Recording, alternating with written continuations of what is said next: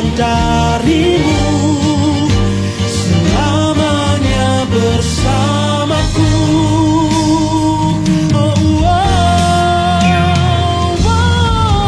Ku percaya kau bekerja mendatangkan kebaikan di hidupku. Rancanganmu sempurna bagi kehidupanku. Ku bersyukur buat kasih-Mu. Puji nama Tuhan. Selamat pagi Bapak Ibu Saudaraku yang terkasih. Shalom. Shalom. Pagi hari ini kita merayakan Juru Selamat kita, Dia bangkit dan hidup. Dan mari datang dengan hati yang bersyukur, kita memuji, meninggikan nama Tuhan. Mari bersama kita tundukkan kepala, kita berdoa. Tuhan, kami sungguh bersyukur untuk kasih-Mu yang sempurna, yang terus Tuhan nyatakan dalam hidup kami. Pagi hari ini, kami rindu membawa hati kami untuk memuji, menyembah Engkau Juru Selamat kami yang hidup. Engkau Juru Selamat kami yang sudah menyelamatkan setiap kami. Kau Bapa kami yang baik, Kau Bapa yang penuh kasih bagi setiap kami. Dan kami rindu Tuhan, biarlah Kau hadir, mau menjamah dan melawat setiap kami. Terpujilah nama-Mu di dalam nama Tuhan Yesus. Mari bersama kita berkata, amin. Dalamnya kasih-Mu Bapa, terlebih dari segalanya, pengorbanan yang termulia selamatkanku. Dengan darah yang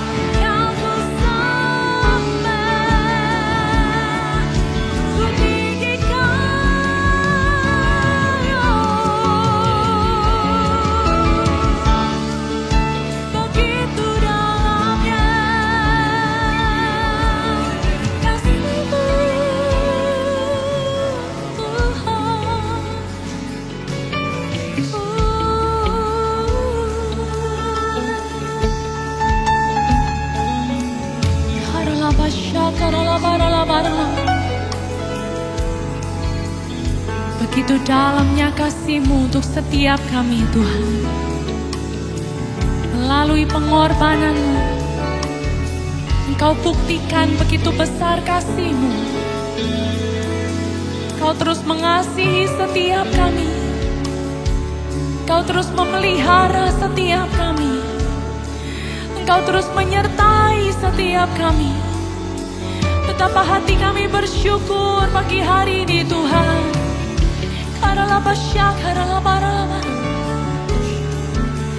Oh, kami bersyukur sebab kasih-Mu besar,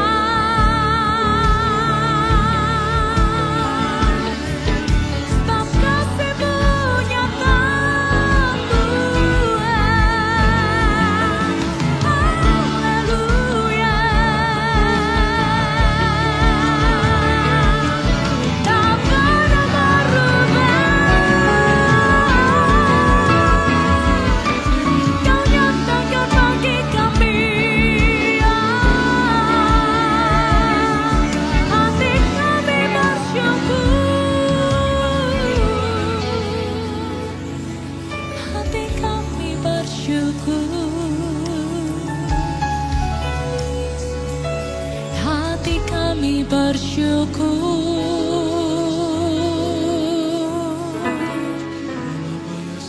Karalabasha, karalabaralabaralabara. Karalabasha, karalabaralabaralabara. Kami naikkan syukur kami kepadamu Tuhan. Karalabasha, karalabaralabaralabara. Karalabasha, karalabaralabaralabara. Karalabasha, karalabaralabaralabara. Engkau baik, Engkau mengasihi kami. Karalabasha, karalabaralabaralabaralabara.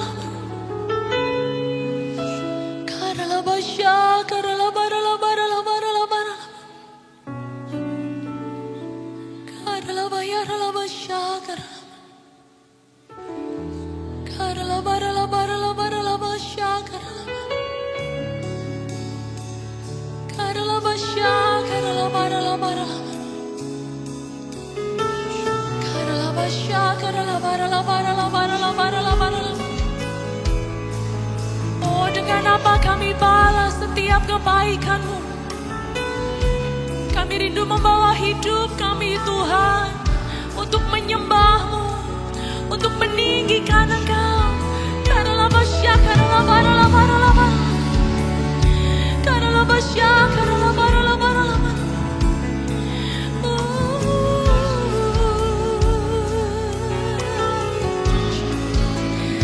Karalabasha, karalabaralabaralabaralabara. Karalabasha, karalabaralabaralabara. Karalabasha, karalabaralabarala.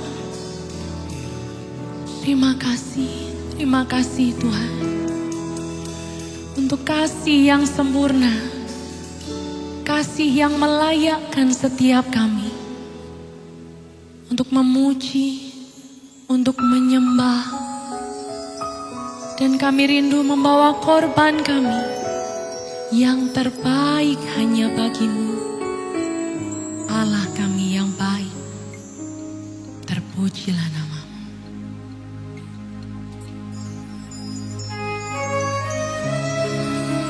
Dan pada hari yang ketiga, kubur itu telah kosong. Tuhan membuktikan bahwa Dia sudah bangkit dan hidup. Oleh sebab itu pagi hari ini Bapak Ibu Saudaraku, mari bersama-sama membawa setiap pujian kita. Sebab Dia Allah yang kudus, Allah yang suci, layak untuk disembah.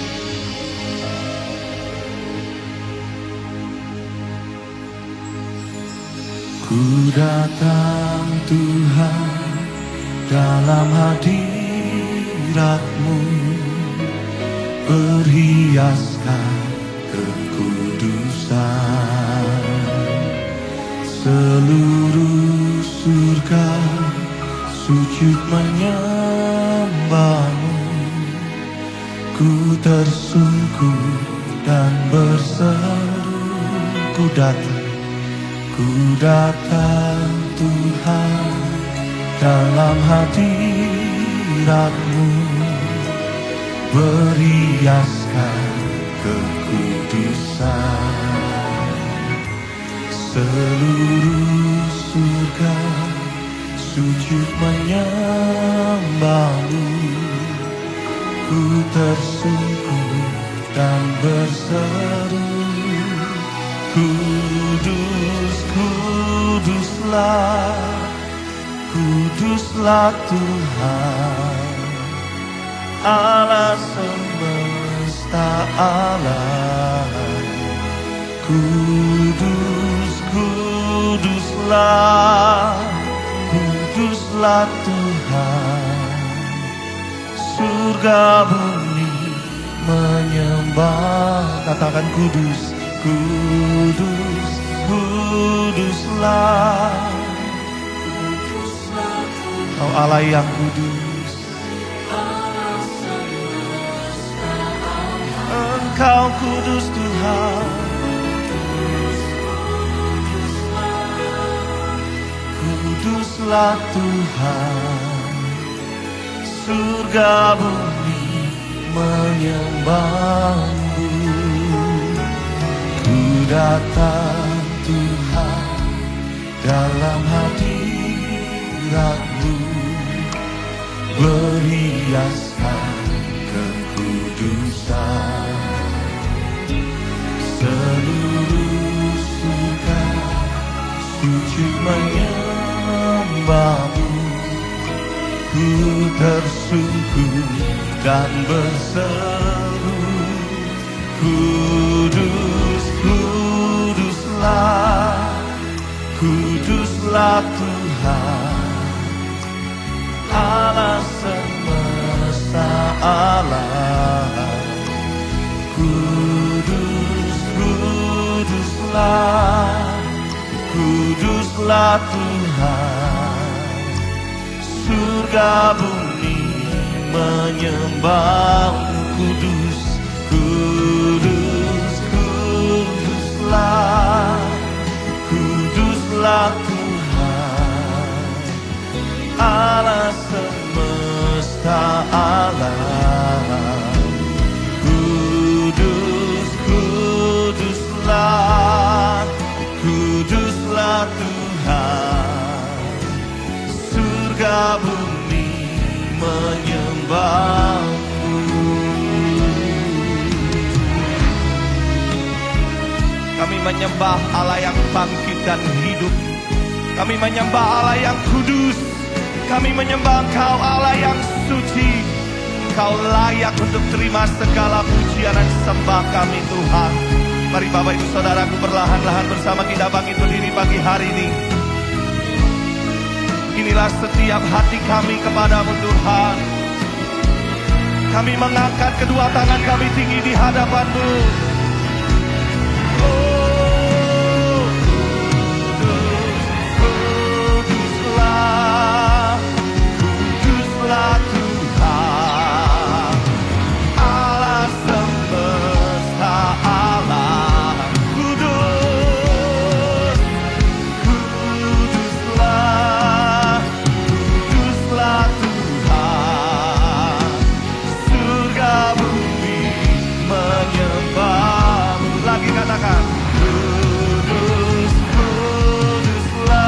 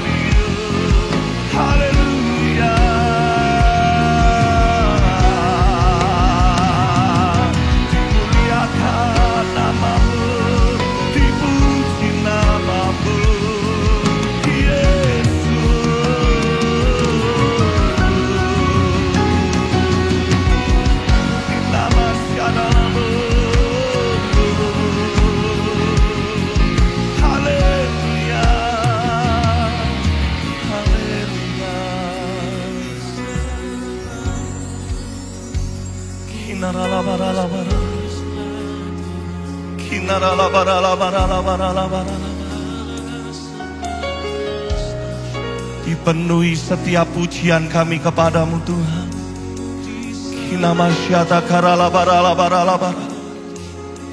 Kami memandang wajah-Mu pagi hari ini. Kami mencari pribadi-Mu pagi hari ini Tuhan.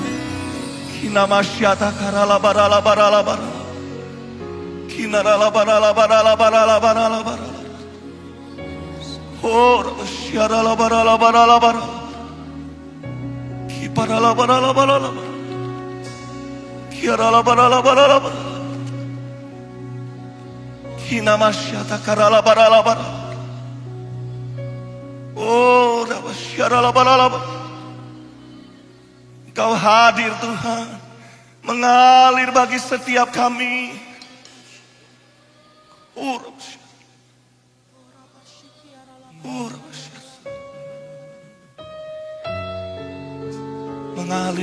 Mengalir Roh Kudus.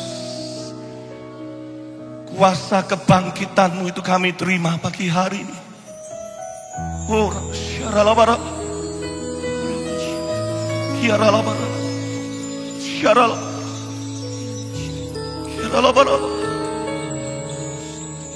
Kekudusan-Mu melingkupi setiap kami Tuhan.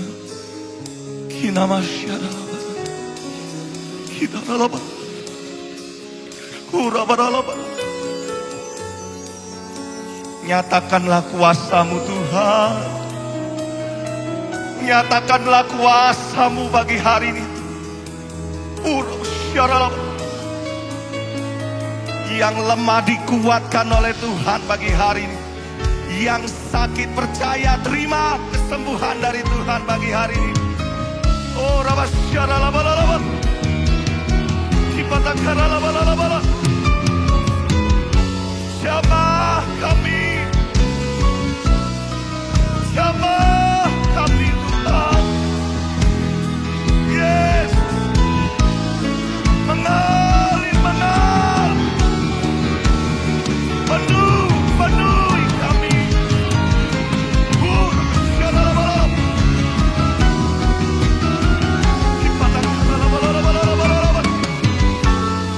Yes.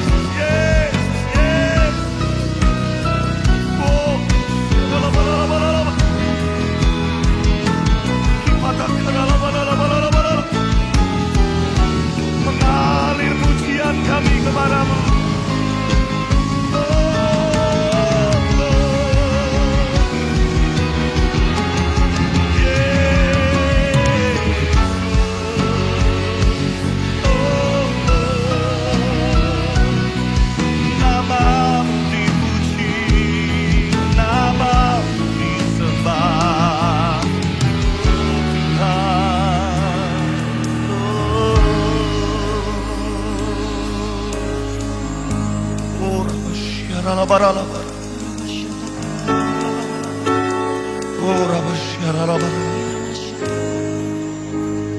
Kinamasyata karalabarana. Kinaralabasyata karalabarana. Kinamasyata karalabarana. Kurabasyata karalabarana. Kinamasyata karalabarana.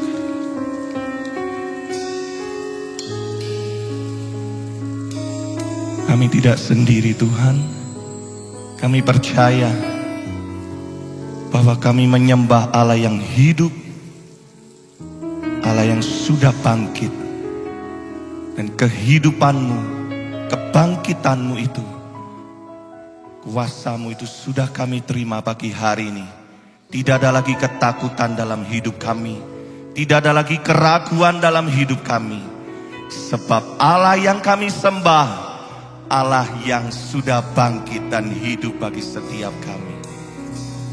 Kudus, kuduslah, kuduslah Tuhan, Allah semesta alam. Katakan, kudus.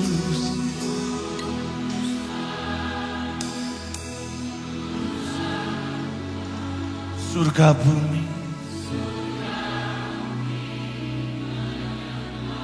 Satu kali lagi katakan, kudus, kuduslah.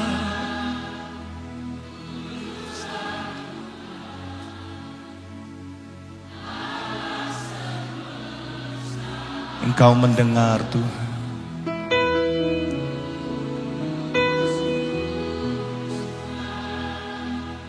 Kuduslah Tuhan, surga bumi menyembah.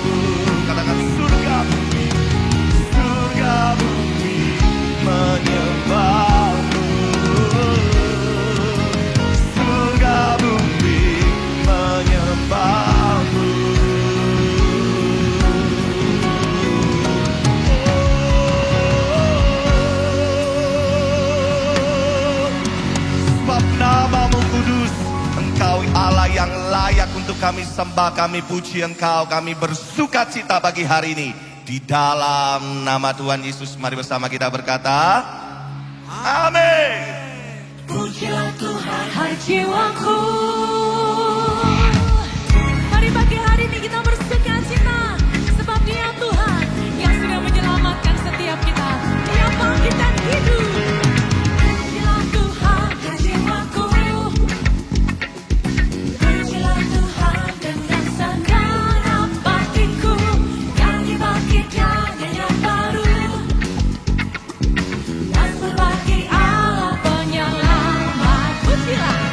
Pujilah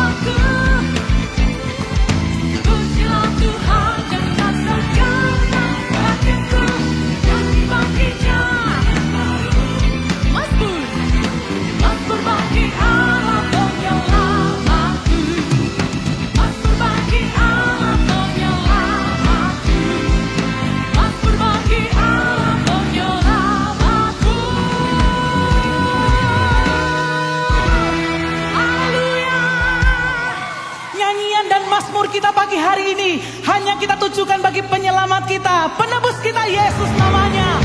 Yang sepakat katakan amin, Bapak Ibu saudaraku. Mari bernyanyi bersama-sama. Aku datang ya Tuhan, untuk penuhi panggilan, menjadi saksi iman, melalui pujian. Yang kaum pria menari, Allah yang aku layani. Sama-sama segala kemuliaan bagimu Tuhan. Engkau ku sembah dalam roh dan kebenaran, sampai putih rambutku, habis nafasku. Ku kan setia mengikutmu selalu, oh Yesus Tuhanku. Sama-sama lagi. Aku datang ya Tuhan, untuk penuhi panggilan, menjadi saksi iman, melalui pujian. Semua angkat tangan sama-sama. Kan menari hanya untukmu, Allah yang kukasihi. Aku layani sepenuh hati, segala kemuliaan. Semua lambaikan tangan kita bersama-sama, Bapak Ibu saudaraku. Engkau ku sembah dalam roh dan kebenaran, sampai putih rambutku, habis nafasku. Ku kan setia mengikutmu selalu, oh Yesus Tuhanku.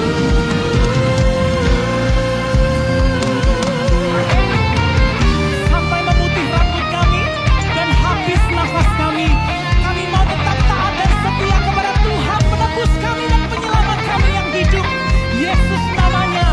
Ini janji kami Tuhan, menjadikan Engkau satu-satunya juru selamat kami. Terima kasih Tuhan.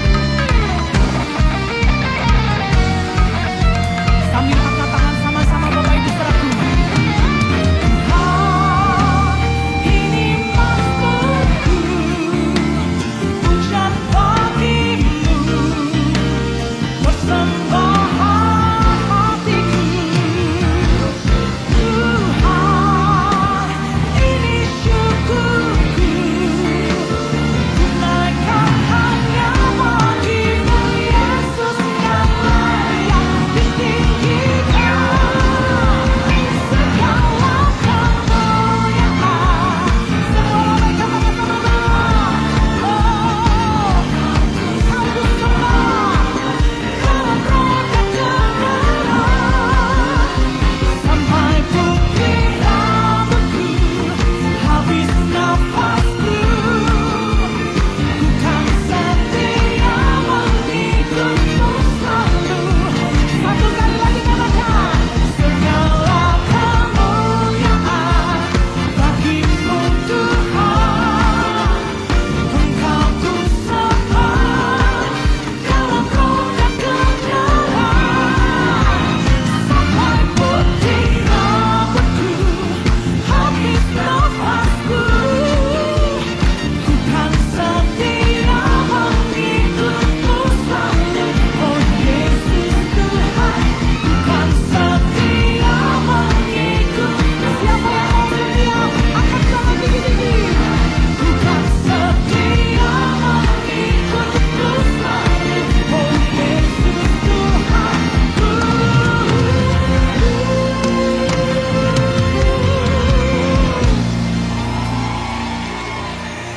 Kebangkitannya membuktikan kasih dan kesetiaannya bagi setiap kita yang sepakat katakan yes.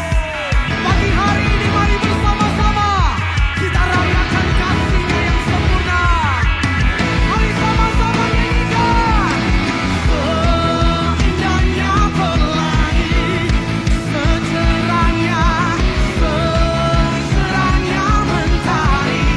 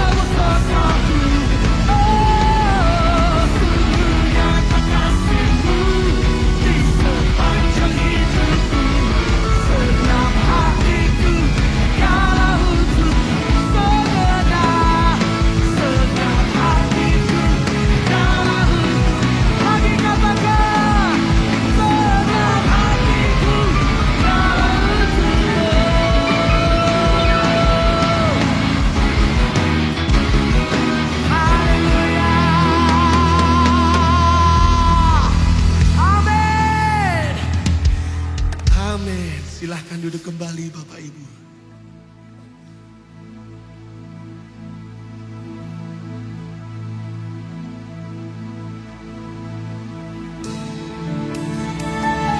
Kami meninggikan nama-Mu Tuhan. Kami memuliakan Engkau dengan setiap pujian kami.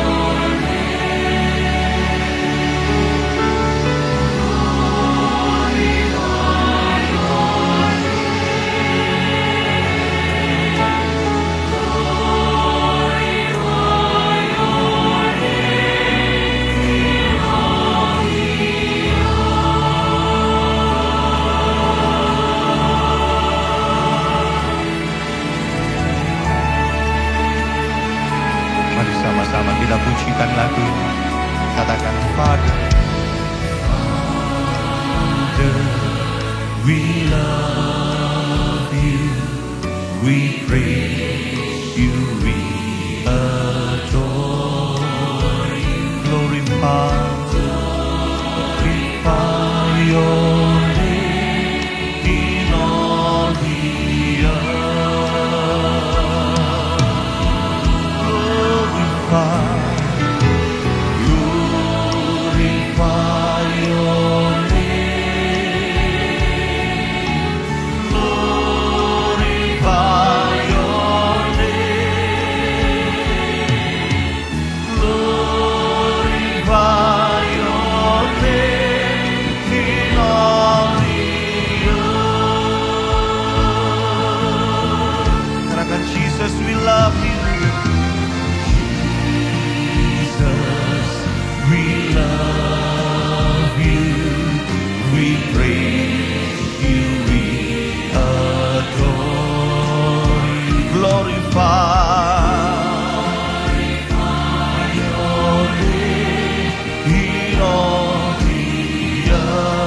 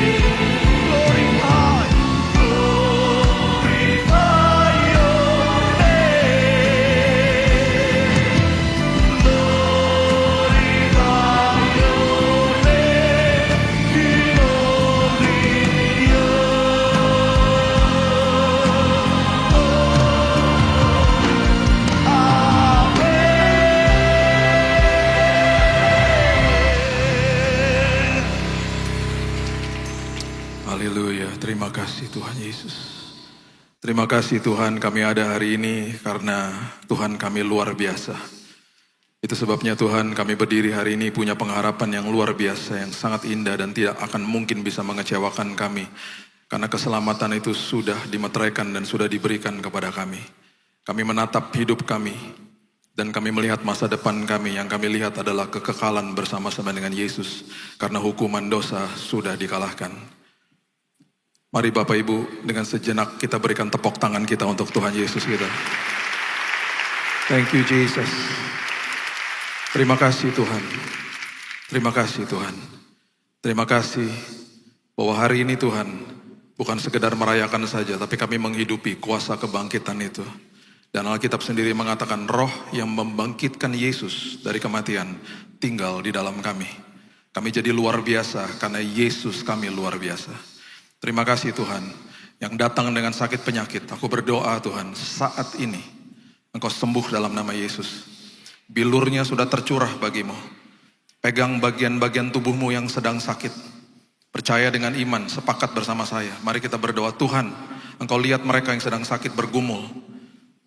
Dan bahkan ada yang berdoa untuk keluarganya yang tidak bisa hadir ibadah hari ini. Mungkin ada di rumah sakit, ada di rumah.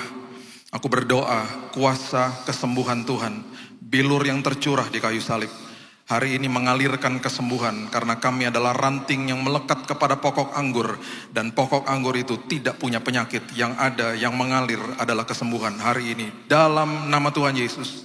Kesembuhan terjadi atas tubuhmu dan kesembuhan yang terjadi adalah kesembuhan yang komplit, kesembuhan yang sempurna, dan percaya ini kesembuhanmu permanen dalam nama Yesus. Engkau sehat, engkau diberikan umur panjang yang berkualitas oleh Tuhan sendiri.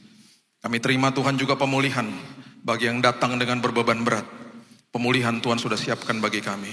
Semua itu Tuhan karena kebangkitan-Mu. Terima kasih Bapa yang baik. Hanya di dalam nama Tuhan Yesus kami sambut isi hati-Mu Tuhan. Yang Tuhan sendiri akan curahkan kepada setiap kami. Kita sama-sama katakan, amin, amin, amin, amin. Silakan duduk. Shalom Bapak Ibu. Selamat hari Resurrection Day, hari Paskah, Passover. Kita buka bersama-sama Markus pasalnya yang ke-16 ayat yang ketiga. Ada 3 wanita bernama Maria Magdalena, Maria ibu daripada Yakobus dan juga Salome yang pada pagi itu datang ke kubur Yesus. Dan ini adalah kalimat yang mereka pertanyakan kepada sesama. Markus 16 ayat 3, mereka berkata seorang kepada yang lain, siapa yang akan menggulingkan batu itu bagi kita dari pintu kubur. Batu itu sudah ada, batu itu diletakkan di situ karena memang ada ketakutan daripada para Sanhedrin atau mahkamah agama yang terdiri dari imam kepala, Saduki, Farisi. Pada saat itu kita bisa baca di Matius 28 ayat yang ke-16. Matius yang ke-27 maksud saya. Matius 27 ayat yang ke-62. Matius 27 ayat yang ke-62. Keesokan harinya, yaitu sesudah hari persiapan, datanglah imam-imam kepala dan orang-orang Farisi bersama-sama menghadap Pilatus sang gubernur. Dan mereka berkata, Tuan kami ingat nih, bahwa si penyesat itu, si Yesus itu, mereka katakan, sewaktu hidupnya sempat berkata begini dan kami dengar, sesudah 3 hari aku akan bangkit. Saya percaya mereka gak percayalah sama kebangkitan.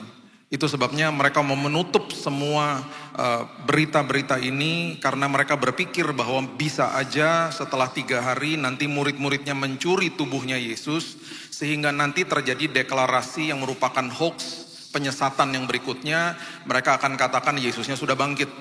Itu sebabnya dia katakan begini, ayat 64. Karena itu perintahkanlah untuk menjaga kubur itu sampai hari yang ketiga. Kalau udah hari yang ketiga amanlah. Jikalau tidak, murid-muridnya mungkin datang untuk mencuri dia, mencuri tubuhnya. Lalu mengatakan kepada rakyat, ia telah bangkit dari antara orang mati. Sehingga penyesatan yang terakhir akan lebih buruk akibatnya daripada yang pertama. Yang pertama dia bilang dia mau bangkit aja, itu disebut penyesatan. Yang berikutnya kalau sampai dia bangkit, itu penyesatan yang lebih parah katanya begitu. Karena mereka tidak mau percaya. Kata Pilatus kepada mereka, ayat 65, ini penjaga-penjaga bagimu, pergi dan jagalah kubur itu sebaik-baiknya. Maka pergilah mereka, ayat 66, dan dengan bantuan penjaga-penjaga itu, mereka memeterai kubur itu dan menjaganya. Mereka memeterai kubur itu dan menjaganya. Berarti kubur Yesus, di depan pintunya ada batu yang sangat besar sekali yang susah digulingkan. Yang kedua ada meterai daripada pemerintah plus dijaga pada saat itu. Karena mereka ingin menghalangi sebuah berita yang namanya kebangkitan daripada Kristus itu sendiri. Ketika 3 wanita ini datang ke kuburnya, sempat mereka berpikir, siapa ya yang bisa gulingin batunya? Karena merupakan sebuah tradisi bagi wanita-wanita Yahudi untuk memberikan rempah-rempah kepada tubuh jenazah daripada kerabat saudara mereka yang sudah meninggal. Nah, kalau Bapak Ibu baca di Yohanes pasal yang ke-12, yang akhirnya dan satu-satunya wanita yang memiliki kesempatan untuk memberikan wangi-wangian kepada tubuh Yesus hanya Maria.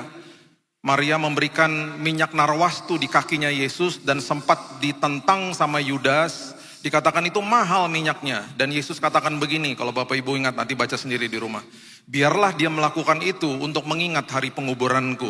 Satu-satunya wanita yang mempunyai kesempatan untuk melumuri tubuh Yesus dengan wangi-wangian hanya Maria. Dan kalau kita telusuri kisahnya, Maria selalu duduk di kaki Tuhan, belajar terima. Bukan seperti Marta yang memulai hubungan dengan Tuhan dengan mulai dari titik memberi. Kita udah pernah belajar tentang prinsip ini. Vertikal kita kepada Tuhan harus selalu mulai dari titik menerima. Baru ketika penuh di dalam sini, baru kita bisa memberi. Nanti satu hari kita bahas lagi lebih dalam. Nah, karena itu Maria hanya satu-satunya wanita yang memiliki kesempatan untuk memberikan atau melumuri wangi-wangian kepada tubuh Yesus. Dan dia pasti tidak sadar waktu dia melumuri tubuh itu, beberapa hari setelah itu Yesus akan naik ke kayu salib. Dan memang wangi-wangian daripada narwastu itu susah hilangnya, pernah jatuh di rumah saya, pecah. Botol yang besarnya cuma segini, dipel sampai seminggu itu baunya di rumah saya nggak hilang. Jadi dia bilang sama Yudas, udah biarin aja dia melakukan ini untuk mengingat hari penguburanku. Jadi yang memiliki kesempatan untuk memberikan wangi-wangian sebenarnya hanya Maria. Itu sebabnya 3 wanita ini datang, mereka ingin memberikan wangi-wangian, gak punya kesempatan. Karena waktu mereka tiba di sana, Matius pasal yang ke-28, ayatnya yang kedua mengatakan begini. Matius 28 ayat yang kedua. Maka terjadilah gempa bumi yang hebat. Sebab seorang malaikat Tuhan turun dari langit. Menghadapi apa? Batu, meterai daripada manusia, hikmat daripada manusia, kekuatan daripada manusia, ingin membendung rencana Tuhan, dan plus dijaga sama prajurit dan beberapa orang yang ada di situ. Malaikat Tuhan turun dari langit, ayat yang kedua, datang ke batu itu, menggulingkannya, dan duduk di atasnya. Posisi duduk di atas sebuah tempat atau di atas sebuah lokasi, itu pada saat itu lambang daripada sebuah kemenangan. Mungkin hari ini harapanmu terkubur. Mungkin ada orang yang bully dirimu, menghakimi dirimu. Bahkan engkau menyimpan kepahitan dan engkau seolah-olah sepertinya Tuhan tidak dengar apapun yang kau jeritkan dalam hatimu. Ada berita baik hari ini. Tuhan turun. Tuhan menggulingkan batu itu. Dan Tuhan akan duduk di atas kemenangan. Karena apapun yang menghalangi rencana Tuhan atas hidupmu, hari ini dipatahkan dalam nama Yesus. Harapanmu ada karena Yesus. Harapanmu akan kembali muncul, bukan sirna. Karena ada kuasa kebangkitan daripada Tuhan. Tidak ada siapapun dan apapun yang sanggup menghalangi rencana Tuhan atas setiap hidup kita. Tidak peduli betapa buruknya masa lalumu, justru makin buruk masa lalunya, disitulah makin kelihatan grace that is abound bahasa Inggrisnya. Makin kelihatan betapa hebatnya Tuhan, bukan kita. Kita nggak ada apa-apanya. Nggak ada apa-apanya. Saya udah ketemu banyak orang yang masa lalunya hancur-hancuran. Dan kalau lihat mereka hari ini, saya cuma bisa bilang gini, luar biasa ya Tuhan. Bukan merekanya lah, Tuhannya luar biasa. Kok bisa ya orang seperti kamu, kok berubahnya seperti begini? Kok bisa ya orang seperti ini yang tadinya tidak percaya sama kuasa kebangkitan, kok bisa percaya sama Tuhan? Ada seorang yang bermain film Passion of Christ. Dan orang ini adalah orang Itali. Dan dia memerankan perannya Barabas.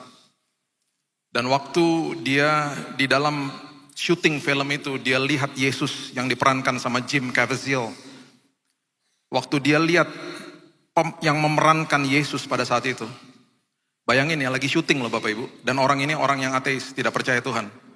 Dia lihat yang memerankan Yesus. Saat itu dia lihat Yesus. Dan setelah syuting film The Passion of Christ, orang ini bertobat terima Yesus sebagai juru selamat. Dia bilang begini, itu orang menggantikan saya posisinya. Harusnya saya disalib, tapi dia menggantikan saya. Dia lihat di dalam alam roh. Dan setelah syuting selesai dia terima Yesus sebagai juru selamat. Kenapa? Kuasa kebangkitan, gak ada yang bisa bendung dalam hidup ini. Itulah yang harusnya kita rayakan setiap hari. Bahwa saya ini ada, saya jadi luar biasa karena Yesus saya luar biasa. Kita gak ada apa-apanya, makanya di kitab Roma dikatakan roh yang membangkitkan dia tinggal di dalammu. Kita bahas kemarin di Jumat Agung, kenapa Nabi Hagai katakan engkau adalah rumah yang terkemudian dan rumah itu lebih megah daripada rumah yang lalu.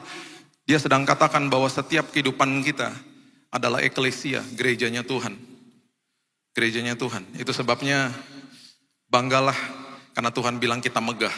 Bukan karena kehebatan kita, tapi karena roh Tuhan tinggal di dalam kita hari ini. Itulah Tuhan kita.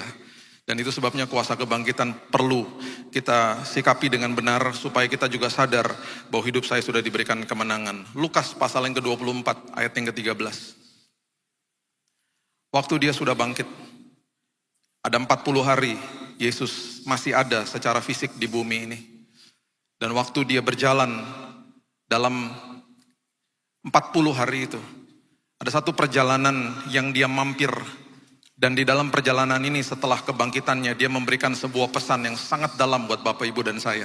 Karena dia tahu sebentar lagi secara fisik saya sudah tidak ada. Saya akan naik ke sorga dan yang saya tinggalkan adalah firman. Dan kamu tidak akan bisa lihat saya lagi. Dan bagi manusia itu sangat sulit. Makanya dia katakan di Yohanes pasal yang ke-20 kepada Thomas, karena kamu sudah lihat aku makanya kamu percaya. Tetapi kemudian dia sambung dengan kalimat yang luar biasa, berbahagialah orang. Blessed are they, makarioslah engkau dalam bahasa Greek. Engkau diberkati, engkau berbahagia ketika engkau nyatakan dalam hatimu, engkau percaya kepada saya, walaupun engkau gak bisa lihat saya. Justru aku akan nyatakan kuasaku dalam hidupmu ketika engkau katakan, aku percaya Tuhan. Karena dia tahu betapa sulitnya hari ini. Karena pintu gerbang hati yang betul-betul bisa membuat sebuah kepercayaan dalam hati kita, itu adalah mata kita, penglihatan kita.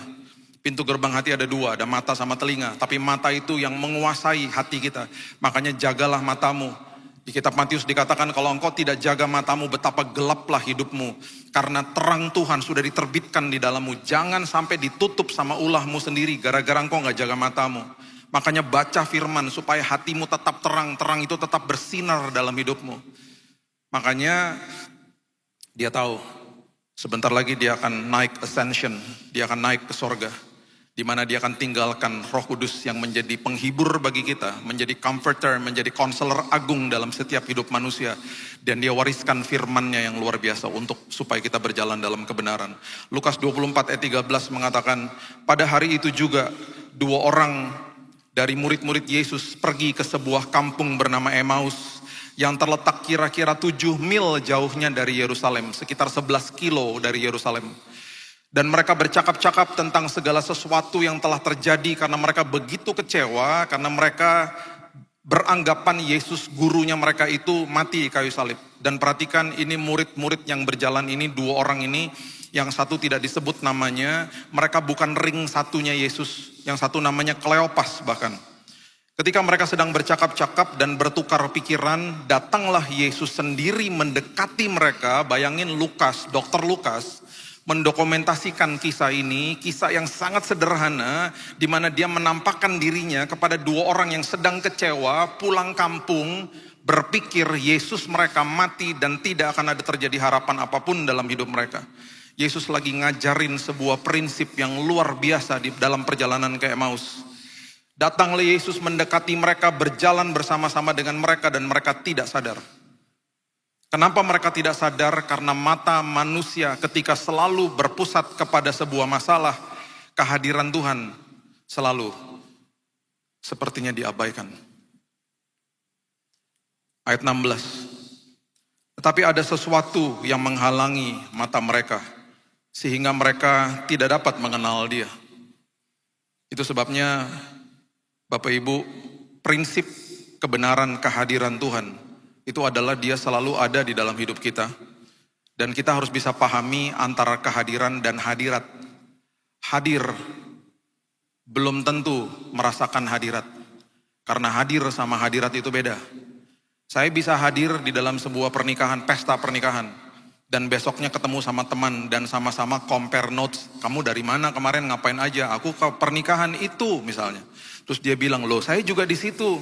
Terus kita bisa gini kaget sama-sama, loh kok nggak ketemu?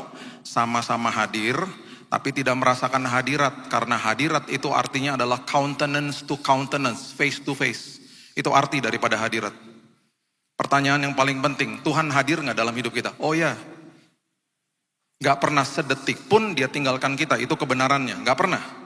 Bapak Ibu membuat salah besok, Dia tetap hadir karena engkau anaknya. Dia akan terus memberikan kepadamu nasihat kepada dirimu. Dan kita tidak pernah terlepas dari kesalahan setiap hari. Ada dosa yang kita lakukan sengaja atau tidak sengaja. Kita nggak akan pernah bisa sempurna. Yang sempurnakan Dia.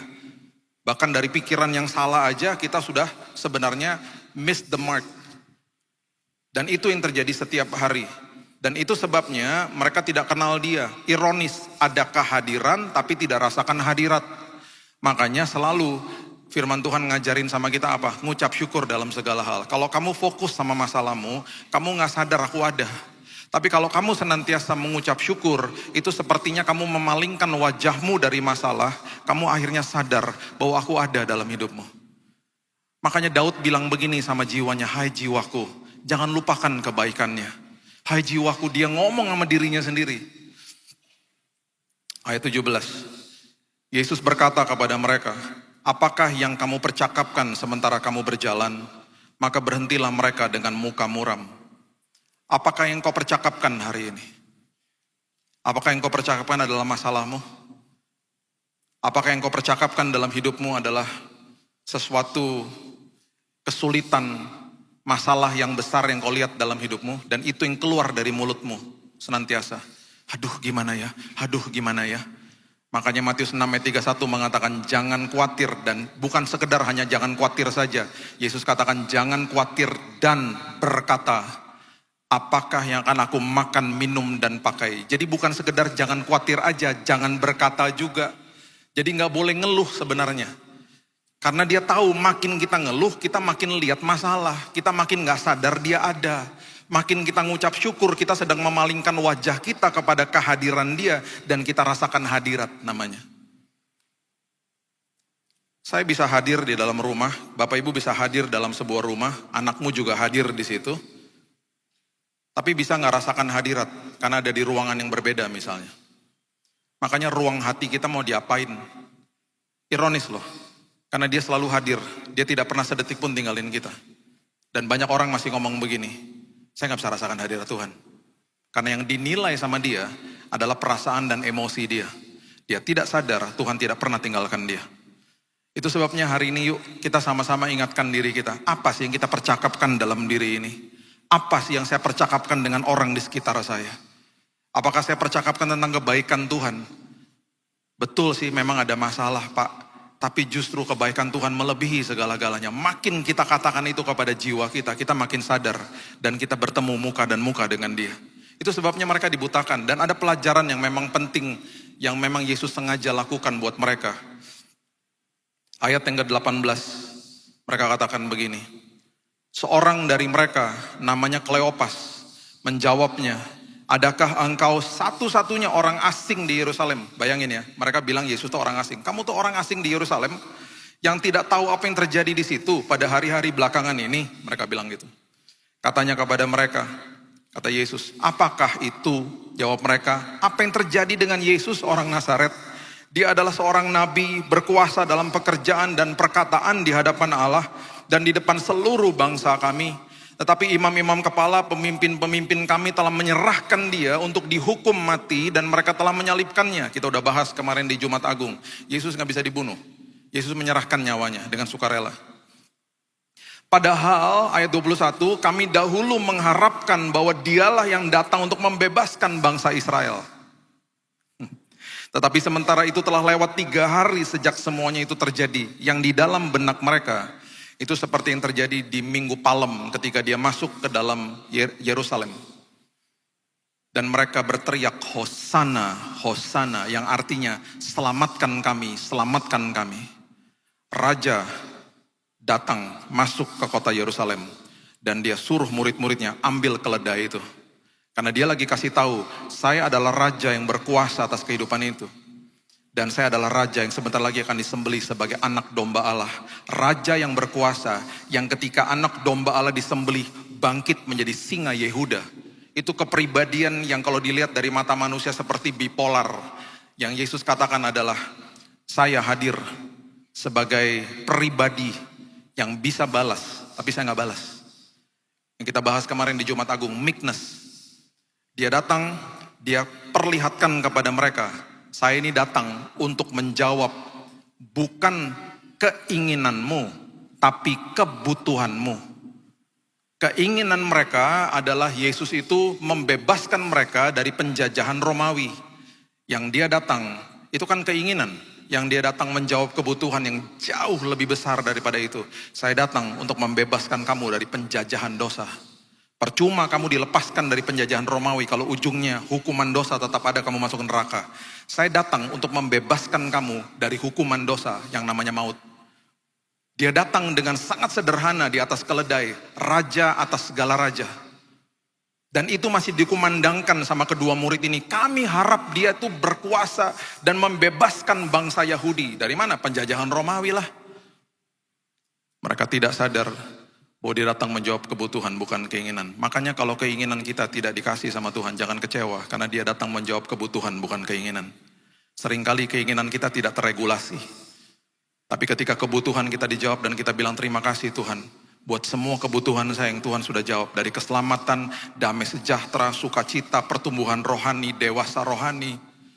Semua yang ada di dalam sini. Ketika itu semuanya Engkau sudah berikan dalam hidup saya.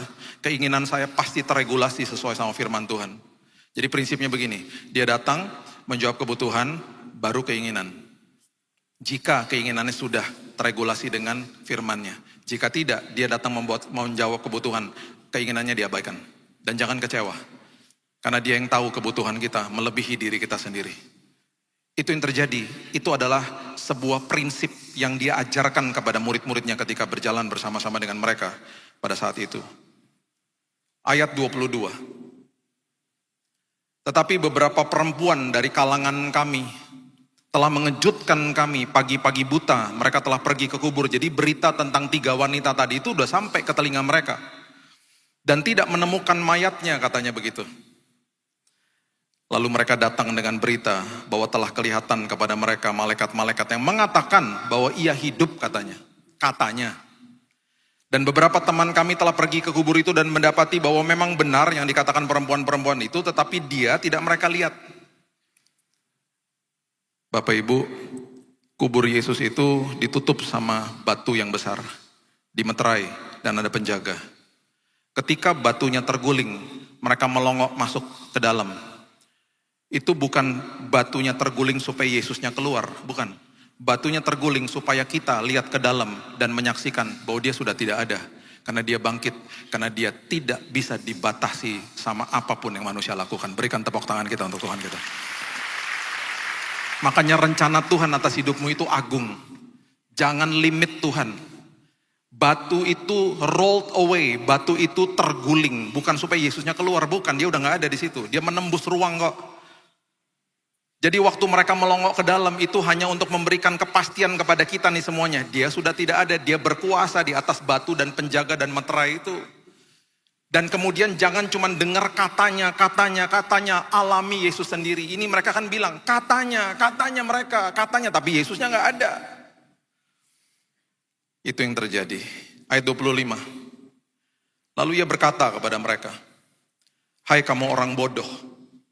Betapa lambannya hatimu, sehingga kamu tidak percaya segala sesuatu yang telah dikatakan Nabi. Bukankah Mesias harus menderita semuanya itu dan masuk ke dalam kemuliaannya? Ayat 26.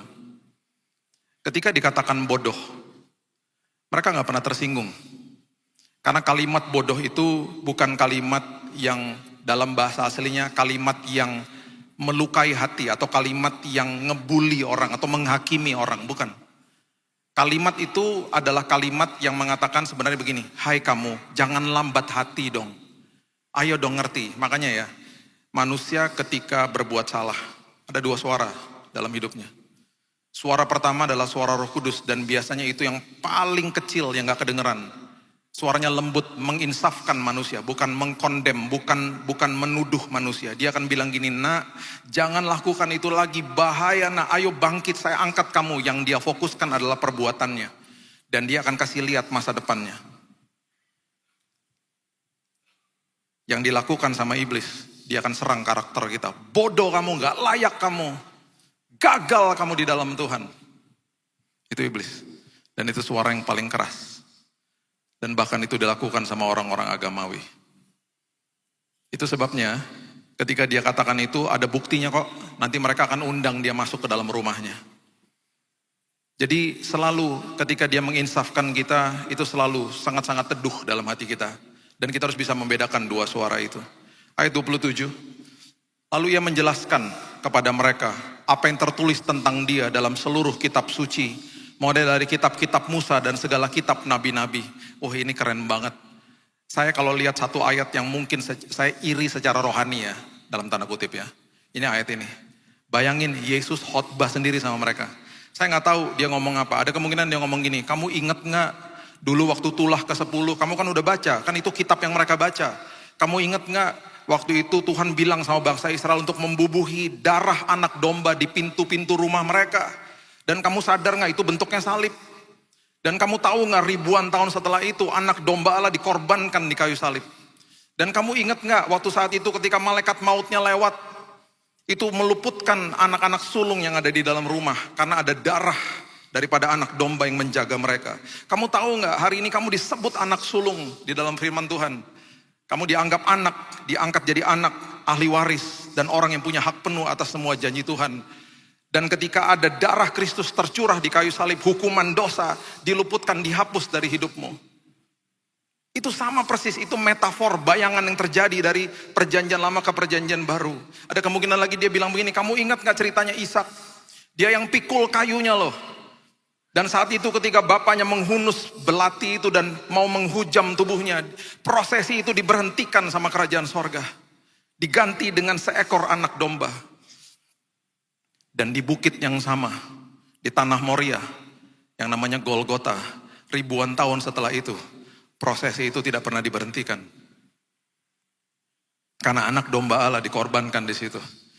Dan sama-sama Ishak pikul kayunya, Yesus pun pikul kayunya. Dia lagi kasih tahu, dia lagi khotbahin tentang dirinya. Ada kemungkinan itu yang dia khotbahin sama mereka. Mereka mungkin tercengang, mereka lihat. Dan ini yang luar biasa, ayat 28. Mereka mendekati kampung yang mereka tuju. Perhatikan ini. Lalu Yesus berbuat seolah-olah ingin meneruskan perjalanan. Ayat ini memberitahu kepada kita, Tuhan tidak pernah paksa kita. Dia berbuat seolah-olah ingin meneruskan perjalanan. Berarti di dalam hatinya begini, undang dong aku masuk. Dia tidak akan paksa manusia. Makanya ya, ketika kita terima dia sebagai juru selamat, ketika kita percaya kepada Tuhan yang secara fisik kita nggak bisa lihat, dia akan buktikan kuasanya. Karena dia sangat menghargai keputusan manusia. Ketika engkau punya kesempatan untuk berdosa dan engkau lakukan yang sebenarnya, engkau melakukan kebenaran. Di dalam musim-musim hidupmu mungkin engkau dibully, dihakimi dan lain sebagainya. Saya mau katakan hari ini, kebenaran tidak memerlukan pembenaran. Kalau Yesus yang bela, karena dia udah ajarin di dalam prosesi penyalipan, meekness is not weakness. Kelemah lembutan itu bukan sesuatu kelemahan. Kalau aku yang bela, aku akan nyatakan kebenaran.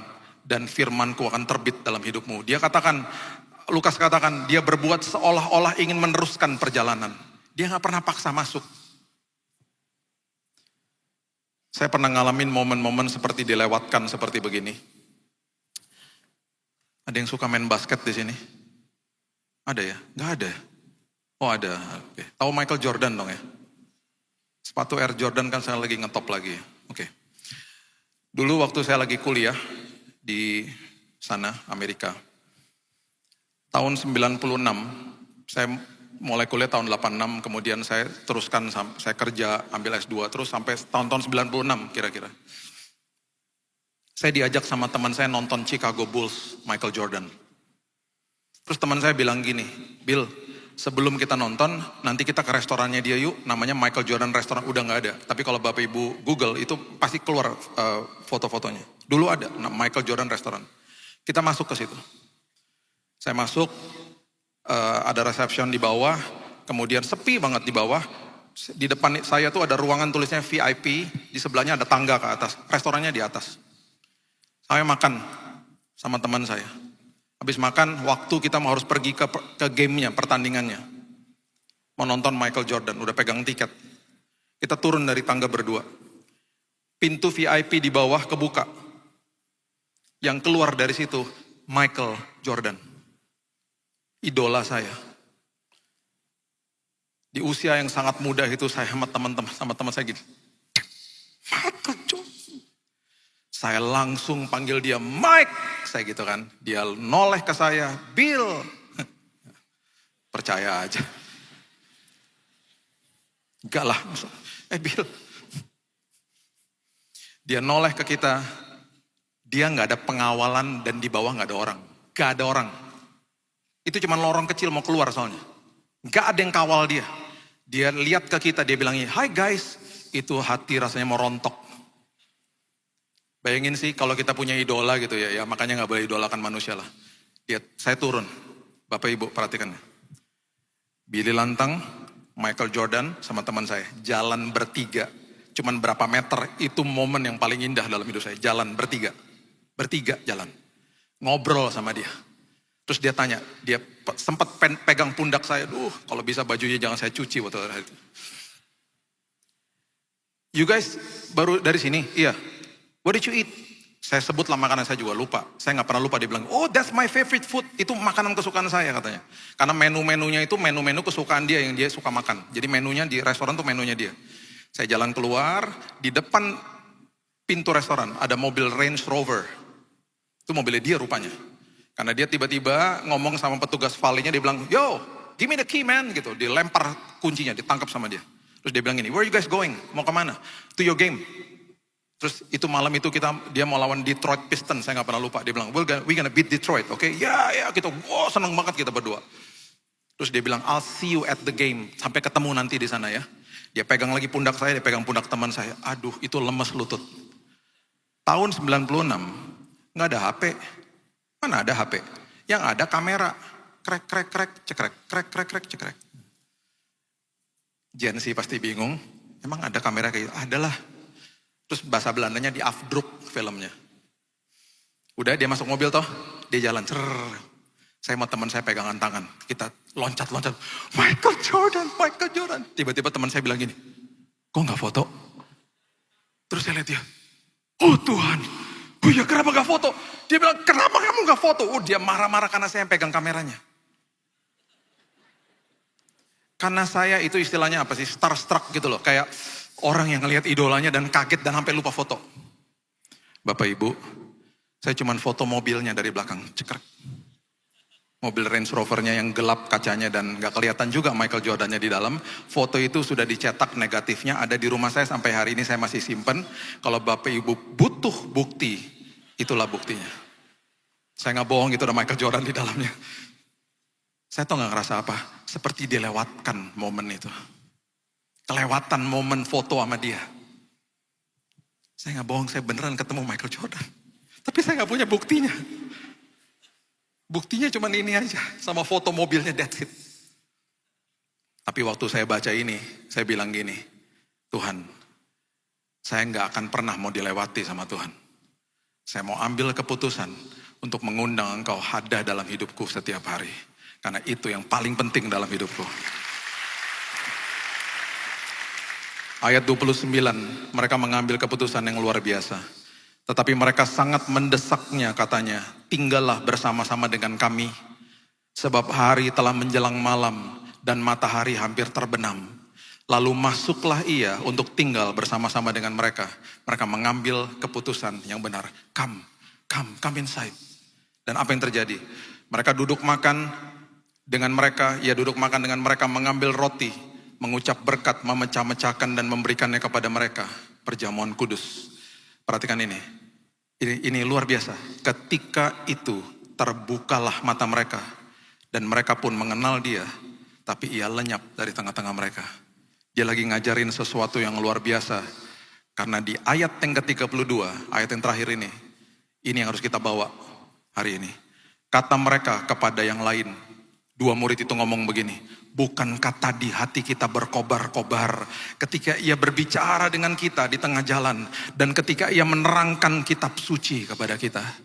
Hari ini kita gak bisa lihat dia secara fisik, tapi harusnya hari ini kalau kita sudah sadari dia sudah bangkit dan ada Roh Kudus di dalam kita, setiap kali kita baca firman, harusnya hati kita berkobar-kobar.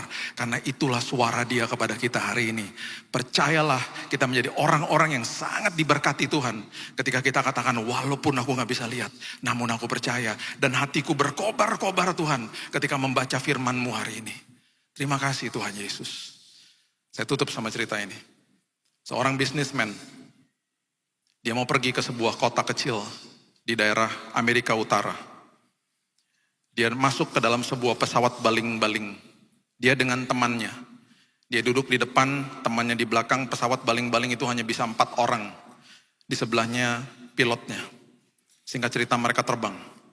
Waktu mereka terbang, tiba-tiba ada badai. Selagi ada badai, tiba-tiba pilotnya bilang sama bisnismen ini yang merupakan orang Kristen, tolong doakan saya. Hah, kenapa? Karena biasanya kalau ada badai, saya punya kecenderungan mau pingsan katanya. Lah gimana sih, kok jadi pilot kamu? Gak lama setelah dia ngomong gitu, dia pingsan beneran Bapak Ibu. Oke, ini cerita betul-betul terjadi. Itu bisnismen yang lagi naik pesawat itu, paniknya luar biasa. Dia ambil radio, dia teriak di radio, Mayday, Mayday, tolong saya, tolong saya. Suara itu tertangkap sama seorang pilot dari Boeing 747 pesawat kargo yang sedang lewat di daerah situ. Dan langsung dia kasih tahu sama tower atau sama menara dari airport terdekat. Dan tiba-tiba ada suara masuk dari airport itu kepada pesawat kecil itu yang sedang panik karena pilotnya pingsan. Ada kemungkinan dia ada penyakit jantung kalau nggak salah. Tiba-tiba suaranya bilang begini, Pak, saya bisa lihat Bapak di radar saya. Di tower itu. Bapak nggak bisa lihat saya. Bapak hanya bisa dengar suara saya. Pak, saya akan pandu Bapak mendarat dengan selamat. Pesan saya cuma satu, jangan lihat keluar. Bapak nanti disorientasi, ini bukan mobil Pak, ini pesawat. Bapak fokus sama instrumen, Bapak dengar suara saya, mana yang harus dipencet dan lain sebagainya. Saya akan tuntun Bapak untuk mendarat dengan selamat. Jangan lihat badainya, dengerin suara saya. Singkat cerita, pesawat itu mendarat dengan selamat. Ditangkap di CCTV, dia begini-begini mendaratnya karena memang dia bukan pilot. Itu bukan kota yang dia tujui, jadi bisnismen itu malam hari nginep di hotel lokal di situ. Di malam hari sebelum dia tidur, ada ketukan di pintunya. Dan waktu dia buka, ada seorang pria berdiri di depan dan dia katakan, saya adalah suara yang tadi Pak, dari menara di airport. Mereka berdua berpelukan. Bisnismennya bilang, terima kasih kau selamatkan nyawa saya. Petugas dari tower itu bilang begini, Bapak hebat Pak, Bapak dengerin suara saya. Saya pernah ngalamin hal yang serupa Pak. Pesawatnya jatuh karena orangnya terus lihat ke badai, tidak perhatikan suara saya. Mereka berdua berpelukan. Bapak Ibu, hari ini Tuhan bisa lihat kita gak bisa lihat dia. Dia cuma bilang begini, jangan lihat badai, dengerin suaraku. Nanti ketika kita pulang di rumah Bapak, dia akan peluk kita dan dia akan katakan, well done, luar biasa kamu. Sepanjang hidupmu, kamu dengar suaraku, kamu pulang dengan selamat. Yes, berikan tepuk tangan kita untuk Tuhan kita. Itu sebabnya hari ini, kalau baca firman Tuhan, berkobar-kobarlah hatimu. Karena Yesus sudah bangkit. Berikan tepuk tangan kita. Haleluya. Bapak yang baik, terima kasih buat hari ini. Kami bangga punya Yesus, kami bangga punya Tuhan, kami bangga punya masa depan yang penuh kepastian. Dan kami bangga karena ada kebangkitan-Mu, hidup kami jadi berarti Tuhan. Kami akan terus lihat ke depan, bukan ke belakang. apapun yang sudah dilewati sama hidup kami, itu semuanya adalah pembelajaran bagi kami. Kami mau lihat ke depan, karena kuasa kebangkitan itu memimpin kami kepada kehidupan yang berkelimpahan di dalam Kristus Yesus. Kami sudah berdoa tadi Tuhan, kami beranjak nanti kembali ke rumah kami masing-masing dari tempat ini dengan kesembuhan yang kami bawa. Karena ada kuasa kebangkitan, kami pulang ada pemulihan Tuhan, karena ada kuasa kebangkitan. Dan batu itu sudah digulingkan, bukan supaya Yesusnya keluar, tapi untuk kami melihat ke dalam bahwa kuasa kebangkitan terjadi. Engkau sudah tidak ada di situ Tuhan. Engkau memberikan kami hari ini firman-Mu. Biarlah hati kami berkobar-kobar Tuhan. Dan kami akan terus dituntun sampai nanti kami pulang ke rumah Bapa. Semuanya karena Yesus. Hanya di dalam nama Tuhan Yesus kami berdoa dan mengucap syukur. Kita sama-sama katakan amin. God bless you. Dan siang hari ini kita mendapatkan kesempatan untuk kita boleh memberikan yang terbaik. Mari bersama-sama kita tundukkan kepala dan kita akan berdoa. Terima kasih Tuhan untuk firman yang sudah kami dengar siang hari ini. Firman yang sungguh menguatkan dan memberkati hidup kami. Kami terus percaya bahwa Tuhan yang kami sembah adalah Tuhan yang hidup. Engkau bangkit bagi setiap kami. Dan Engkau menyatakan kasih dan kesetiaan-Mu bagi hidup kami. Siang hari ini Tuhan, kalau kami mendapat kesempatan untuk kami boleh memberikan yang terbaik, kami rindu memberi dengan ketulusan hati kami, karena kami sungguh mengasihi Engkau, dan kami mengasihi pekerjaan Tuhan di tempat ini. Terima kasih buat berkat-Mu Tuhan, dalam nama Tuhan Yesus, haleluya, amin. Kami mengundang bagi Bapak Ibu yang akan melakukan penyerahan anak, bisa maju ke sebelah kiri mimbar. Tuhan Yesus memberkati. Belum pernah ada kasih di dunia sanggup menerima diriku apa adanya, selain kasih-Mu Yesus.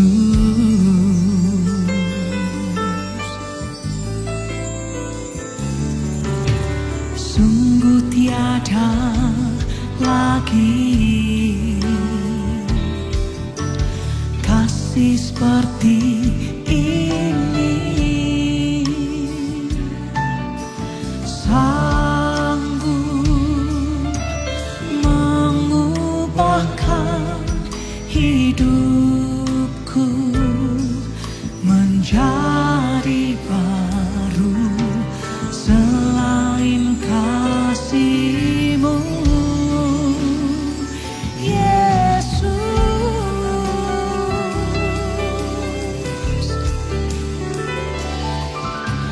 Kau ku kagumi dalam hati,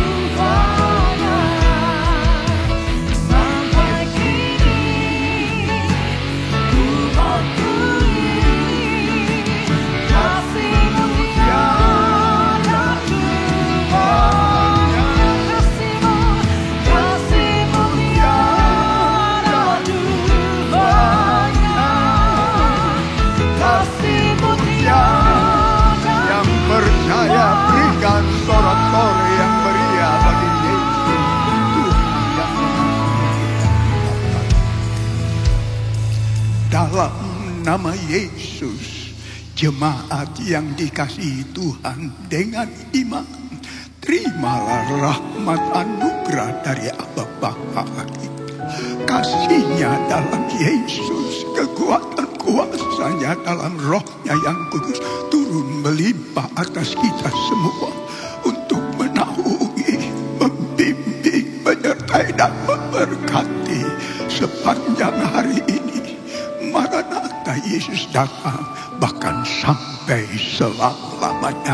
Dalam nama Yesus, semua yang percaya sama-sama kita berkata amin. Selamat siang, Tuhan Yesus sertai dan berkati saudara semua.